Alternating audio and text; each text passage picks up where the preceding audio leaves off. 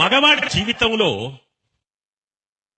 ఇద్దరు ఆడవాళ్ళు ఉంటారు. ఒకళ్ళు అమ్మ. అమ్మ తను ఏడుస్తూ ఉండగా ఈ ప్రపంచంలోకి తీసుకొస్తుంది. రెండోది భార్య. ఈ భార్య ఆ ఏడుపు జీవితాంతం ఆపకుండా చూసుకుంటుంది. ఒక మగవాడు ఆత్మహత్య చేసుకోవాలంటే రెండు అత్యుత్తమమైన మార్గాలు ఉన్నాయండి. నంబర్ 1, ఒక బలమైన పొడవాటి త్రాడు కూడా తీసుకొని దాన్ని మెడకి గట్టిగా చుట్టేసుకుని ఏ ఫ్యాన్కో లేకపోతే పైన ఏదైనా ఉండే హుక్కుకో తగిలించుకోవడం, అంతే. ఇమీడియట్ గా పోతాడు వెంటనే చావాలనుకుంటే.